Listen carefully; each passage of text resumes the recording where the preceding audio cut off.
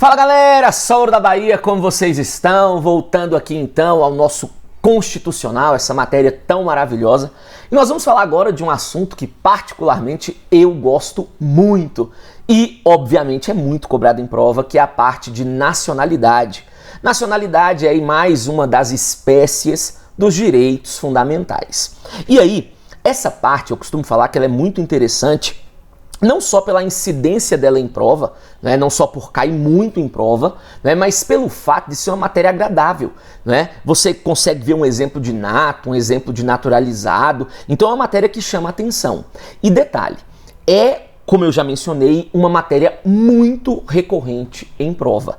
Se você fizer um comparativo aí entre a parte de direitos individuais, que é uma parte tão extensa, e essa parte de direitos de nacionalidade, com uma parte menorzinha, e jogar na prova, você vai perceber que esse assunto cai tanto como direito individual e mais. O assunto mais cobrado até hoje de direitos fundamentais, como um todo, sai dessa parte de nacionalidade, que é aquela história de cargos privativos de brasileiros natos. Então é justamente por ser uma matéria mais agradável que, de maneira nenhuma, nós podemos errar a questão inerente a esse assunto. Beleza? Agora, antes de imergir no artigo 12, antes de falar sobre nato, naturalizado e por aí vai, nós primeiro e obrigatoriamente temos que fazer uma introdução acerca desse assunto. Então, vamos lá.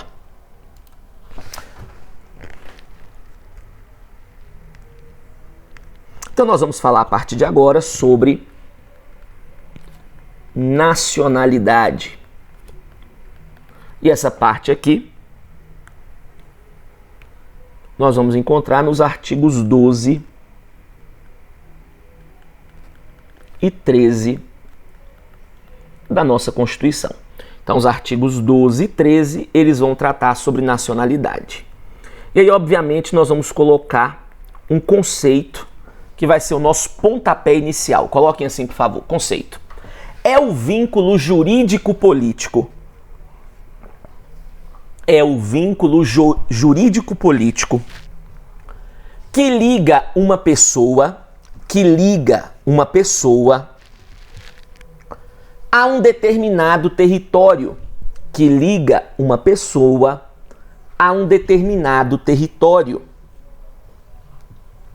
tornando-o assim,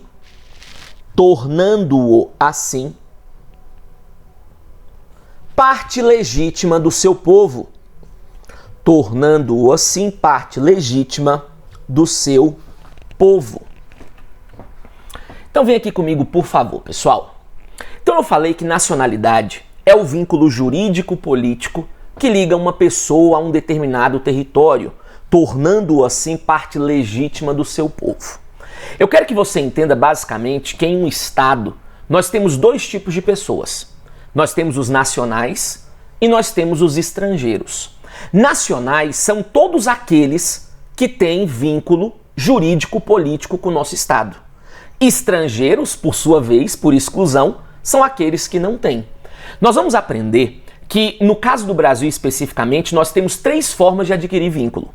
Você pode ter um vínculo originário, e aí você é um brasileiro nato. Você pode ter um vínculo derivado, e aí você é um naturalizado. Ou você pode ter um vínculo de equiparação, tornando-se um português equiparado. Agora, se de nenhuma dessas formas você conseguiu adquirir vínculo, você pode até estar no nosso estado, mas por não ter vínculo, você entra na condição de um estrangeiro. Então, nacionais são aqueles que têm vínculo, estrangeiros são aqueles que não têm vínculo com o nosso estado. Beleza? Só que para começar aqui, eu quero diferenciar alguns conceitos básicos inerentes a esse assunto. Vamos lá? Então vem comigo. Então vou colocar aqui, ó, alguns conceitos importantes. Vamos lá. Conceitos relacionados. E aí vamos começar com o conceito de povo. Vamos lá? Povo são aqueles que possuem vínculo. São aqueles que possuem vínculo. Então, pessoal, quando nós falamos do povo brasileiro, são aqueles que possuem vínculo com o nosso Estado. E aí você me pergunta assim, professor, quem hoje forma, quem hoje compõe o povo brasileiro? O povo brasileiro hoje, pessoal, é formado por esses aqui que você vai colocar entre parênteses, ó. Nato, naturalizado e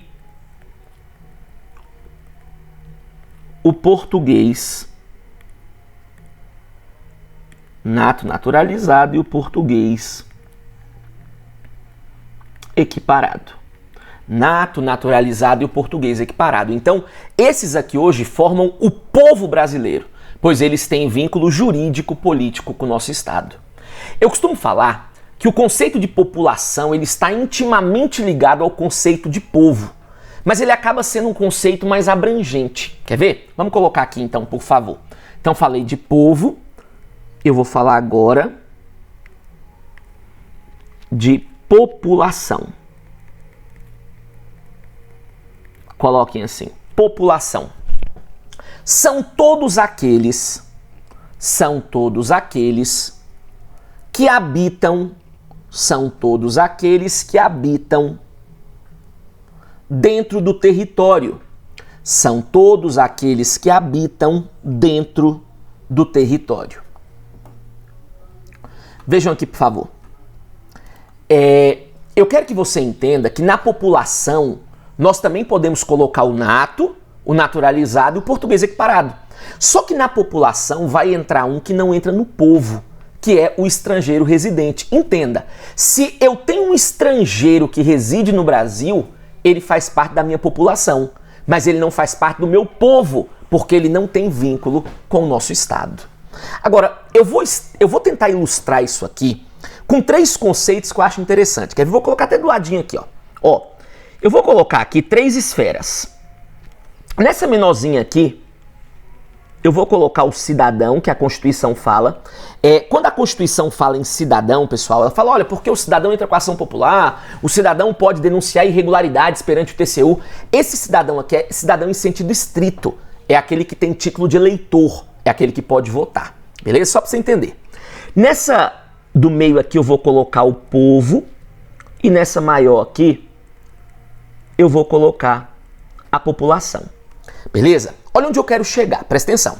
Nós vamos analisar essas 3 esferas internamente. Nós vamos analisá-las dentro do Brasil. Quer ver? Hoje eu posso lhe afirmar o seguinte. Todos aqueles que são cidadãos hoje, eles fazem parte do nosso povo.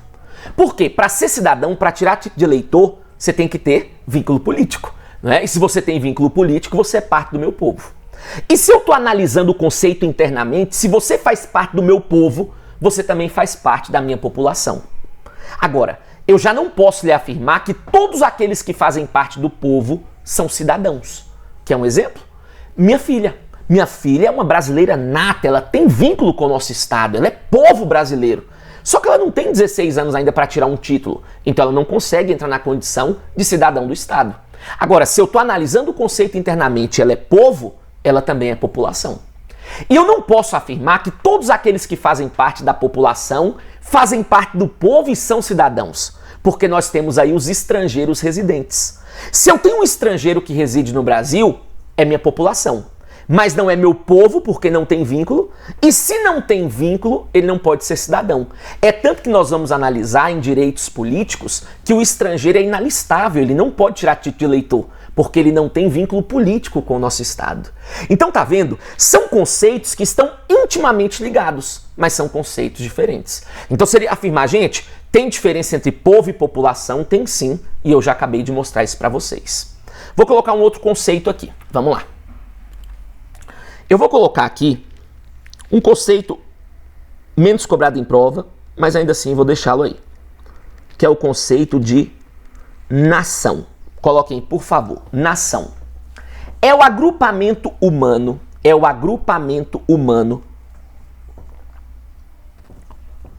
cujos membros fixados num território,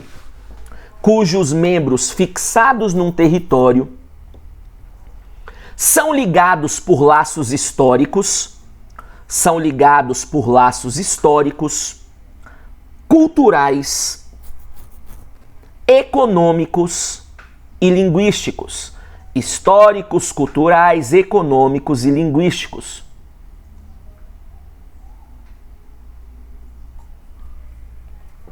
Beleza? Então, pessoal, o fato deles ali terem, às vezes, as mesmas tradições, os mesmos costumes, é que vão dar ali o conceito do que vem a ser a nação.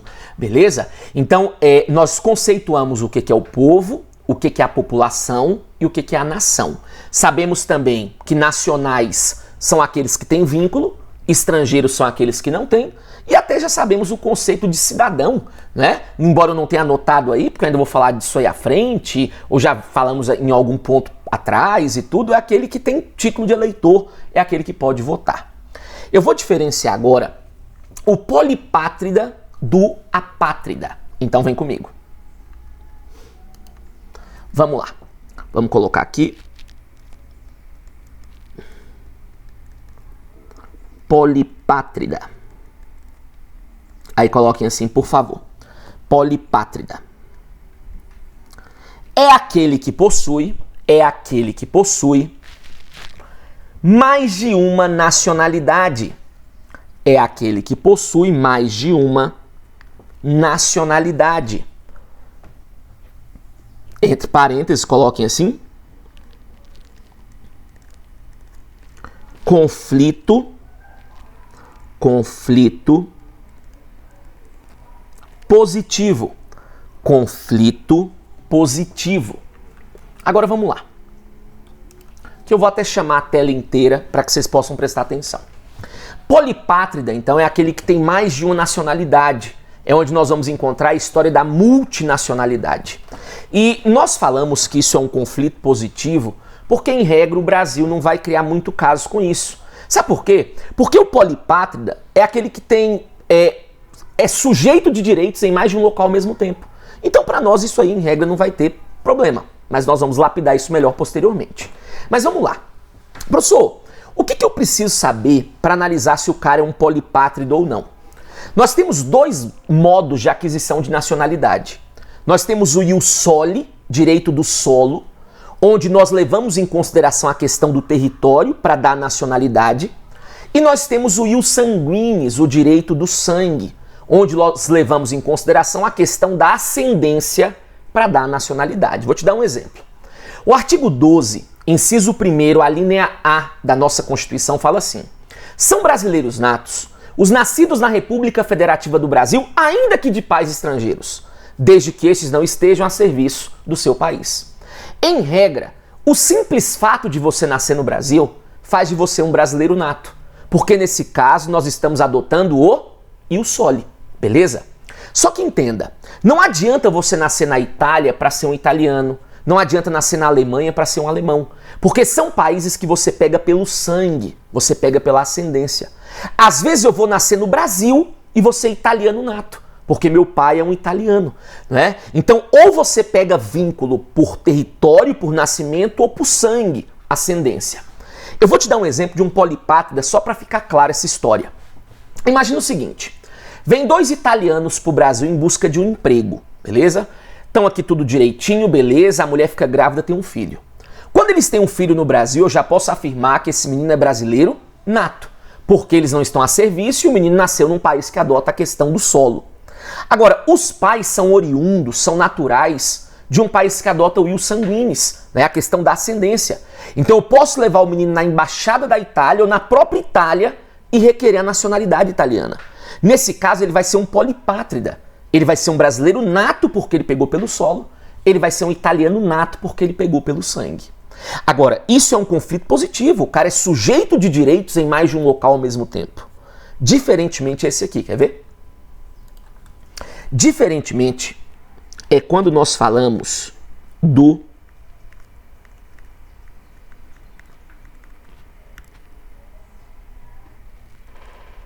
apátrida, que ele pode chamar na sua prova de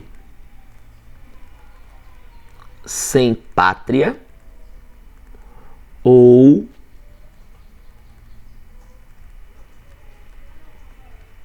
aimatlos.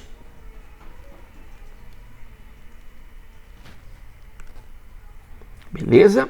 Apátrida, sem pátria ou aimaklos. Aí coloquem aí, por favor. É aquele que não possui. É aquele que não possui nacionalidade. É aquele que não possui nacionalidade. Entre parênteses, vamos colocar aqui. Conflito negativo. Entre parênteses, conflito negativo. Ok? Vamos entender aqui agora, por favor. Pessoal, então o apátrida é aquele que não tem nacionalidade. Agora, para nós, o apátrida é um conflito negativo, sabe por quê? O apátrida, então, significa que nenhum país o reconhece. Significa que ele não é sujeito de direitos em nenhum local. Então, peraí. Nós somos defensores natos dos direitos humanos, né? E a própria Declaração Universal dos Direitos do Homem, feita pela ONU em 1948, ela fala no seu artigo 15 que todo indivíduo terá direito a uma nacionalidade e que ninguém pode ser privado arbitrariamente da nacionalidade que possui. É por conta disso, pessoal, que ao longo desses 32 anos de Constituição, a nossa Constituição foi sendo lapidada por meio de emendas constitucionais, justamente para que ninguém venha cair na condição de uma apátrida. Então, hoje eu posso lhe afirmar categoricamente que se nós encontrarmos uma apátrida, não é por um erro da Constituição, é muitas vezes e provavelmente por displicência do pai. Quer um exemplo? Eu vou só inverter o exemplo que eu dei aquela hora. Imagina que vão 2 brasileiros para a Itália em busca de emprego. Ninguém tem parentesco na Itália, beleza? E aí estão lá trabalhando, tudo certo, a mãe fica grávida e tem um filho. Quando ela tem um filho na Itália e ninguém tem sangue italiano, já posso afirmar que o menino não é italiano. Ponto. Agora, nesse caso, a nossa Constituição fala no artigo 12, inciso 1º, a linha C, que os nascidos no estrangeiro, filho de pai ou de mãe brasileira, que não estejam a serviço, deve fazer o registro em repartição brasileira competente. Ou seja, é necessário pegar o menino, levá-lo no consulado ou na embaixada do Brasil e registrá-lo.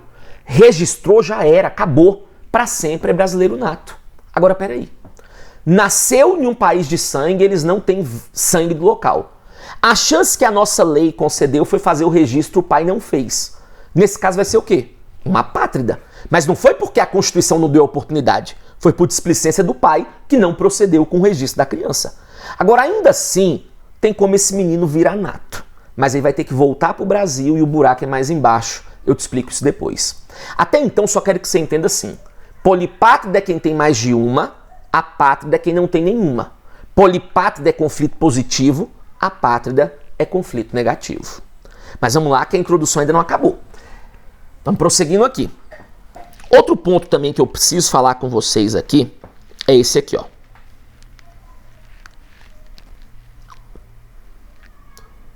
Espécies de nacionalidade. Espécies de nacionalidade. Pessoal, nós temos 2 espécies de nacionalidade. Nós temos a nacionalidade primária ou originária. Quando eu falo de primária ou originária, eu estou me referindo a natos. E aí nós vamos colocar aqui à frente assim, ó, só para eu poder explicar. É um ato involuntário. Vou colocar logo as duas. Diferentemente é quando eu falo de nacionalidade derivada, adquirida ou secundária. Aqui, por sua vez, eu estou me referindo ao naturalizado. E aqui eu não vou esquecer que é um ato voluntário. É um ato voluntário. Vem aqui comigo, por favor. Presta atenção, por favor, isso aqui é muito importante. Sempre que a partir de hoje você escutar por aí, você lê em uma prova, em um livro, que fulano, ciclano, beltrano tem nacionalidade primária ou originária com algum país, é porque ele é nato nesse país. Olha, o Arthur, ele tem nacionalidade primária com o Brasil, ele é brasileiro nato. Porque ciclano tem nacionalidade originária com a Itália, ele é italiano nato, beleza? E nós falamos que o ato de tornar-se um nato é um ato involuntário. Porque eu te pergunto, alguém escolheu quem ia ser seu pai? Alguém escolheu o país que ia nascer? Não. Então tornar-se um nato é algo alheio à nossa vontade, não depende da nossa vontade. Diferentemente é quando eu falo da derivada, adquirida ou secundária. Aí, por sua vez, eu estou falando do naturalizado. E essa, por sua vez, já é um ato voluntário. Eu não escolho me tornar um nato. Diferentemente, eu tenho que escolher me tornar um naturalizado. Porque para eu me tornar um naturalizado depende do meu pedido, do meu requerimento, da minha manifestação de vontade. Agora, sendo bem sincero, o mais importante aqui, na minha opinião, é você lembrar da nomenclatura. Sempre que falarmos de primária ou originária, estamos falando de natos. Sempre que falarmos de derivada, adquirida ou secundária, de naturalizados. E para fecharmos essa introdução, vem comigo. Para fecharmos isso aqui, eu quero colocar para vocês o seguinte.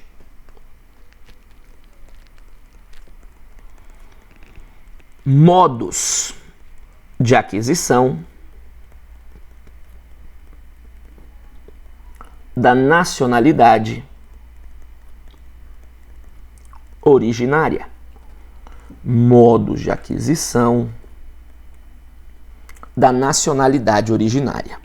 Nós temos dois, como eu mencionei. Nós temos o ius soli, direito do solo, né? E nós temos o ius sanguinis, o direito do sangue. Na questão do ius soli, eu estou interessado na questão do nascimento, ou seja, na questão territorial, ao passo que no ius sanguinis eu estou ligado na questão da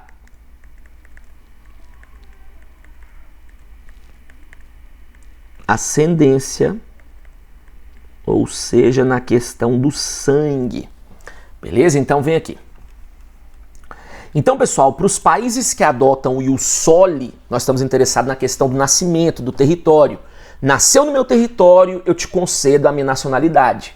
Para os países que adotam o ius sanguinis, nós estamos interessados na questão da ascendência, do sangue. Não necessariamente precisa nascer no nosso território para eu te dar a nossa nacionalidade. Beleza? Agora, cuidado. No Brasil, nós vamos aprender que nós adotamos tanto o ius soli quanto o ius sanguinis. No artigo 12, inciso 1º, a linha A, eu vou te mostrar que nós adotamos o ius soli. Nas alíneas B e C, nós adotamos o ius sanguinis. Então, o Brasil adota um critério misto, um critério temperado. Mas ele vai afirmar em prova que, em regra, nós adotamos o ius soli. E aí você pode considerar. Eu não concordo muito com isso, mas você pode. Agora, sempre que ele excluir o ius sanguinis, a questão está errada. Então, vamos colocar uma observaçãozinha aqui, quer ver? Vamos colocar aqui, ó. Observação. Coloquem assim. O Brasil adota os dois critérios. O Brasil adota os dois critérios. Ou seja, nacionalidade mista ou temperada. Nacionalidade mista ou temperada. Entre parênteses, adotamos em regra o ius soli. Adotamos em regra o ius soli. É isso que ele cobra em prova, né? Tranquilo? Então, dessa forma, eu fiz uma introdução necessária, importante, imprescindível, para que possamos começar a entrar no artigo 12. Eu precisava disso para você entender o que é um nato, naturalizado, um português equiparado e por aí vai. Nós voltamos então no próximo bloco falando sobre brasileiros natos. Um grande abraço, sou Ouro da Bahia e até a próxima. Valeu!